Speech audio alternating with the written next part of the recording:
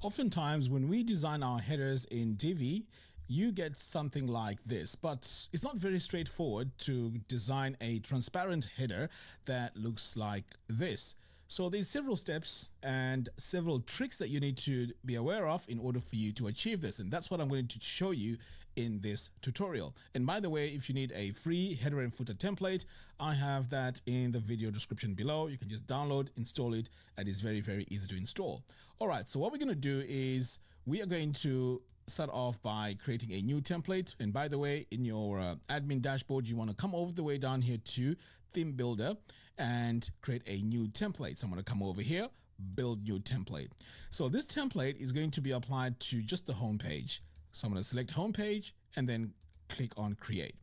Now, the reason why it needs to be on the home page is because you don't want to have transparent headers across the whole website, because chances are on the homepage here is where you're going to have all your fancy looking, landing image, and that's where you want to have it. Okay, just like how we have it here.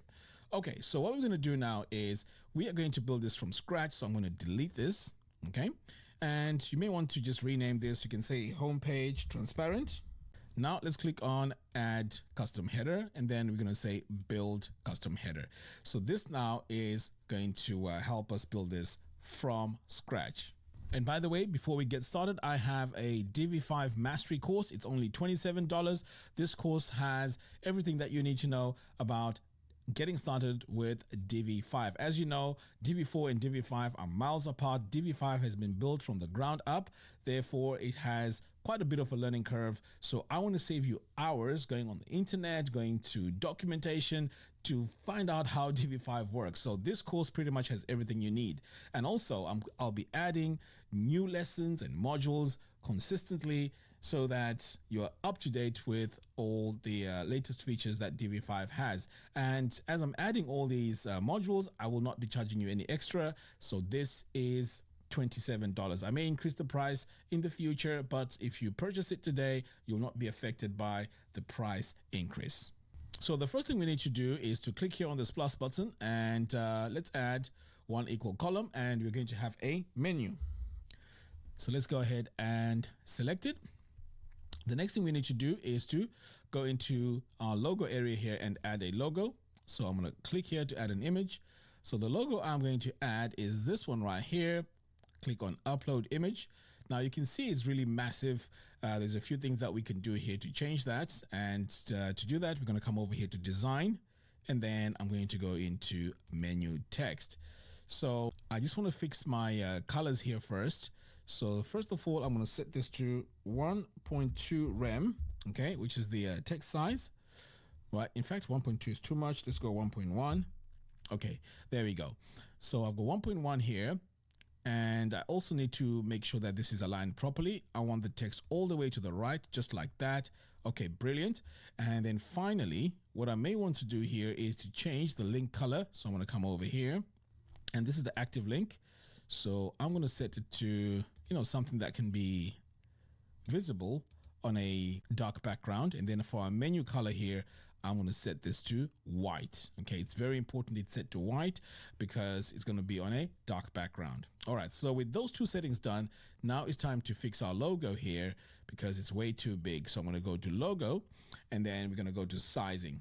So over here for the logo width, I can set this to 140 pixels. Let's try that first. And that's still too big. So let's go with 80 or maybe even 60.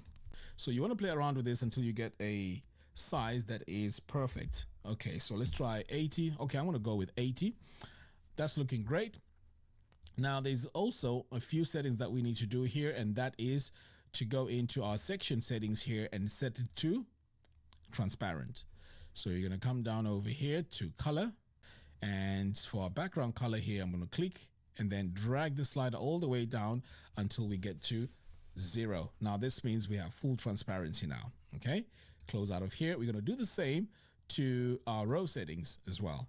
We're going to go to background, drag this all the way down to 0, and we're also going to do the same to the module. Click over here and drag this all the way down to 0. So now we have transparency on the section, on the row, and also on the menu itself. Brilliant. So the next step now is to go into, in fact, let's see what happens if I save this. Okay, I'm just going to exit for now and then save one more time here. All right, so now that I've saved that, let's just go back in here so we can just go back into it quickly. So now I'm going to refresh this and see what it looks like.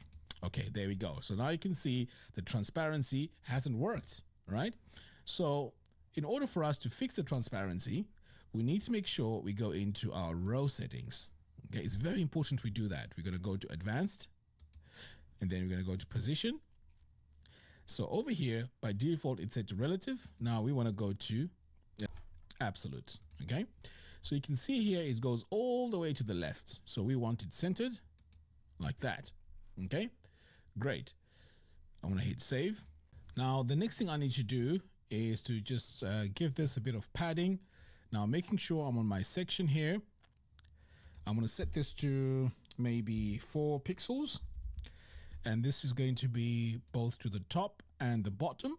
Now, I also need to make sure there's no margins. So I'm going to set this to 0, the top and bottom. Hit save.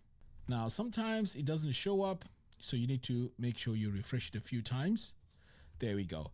Now, there's this white line here on the top. It's very annoying. I'm not sure why it's there, but we'll fix it up. We'll fix it in a moment. Okay, so you can see now my transparency has worked. So you want to make sure that this here is set to 0.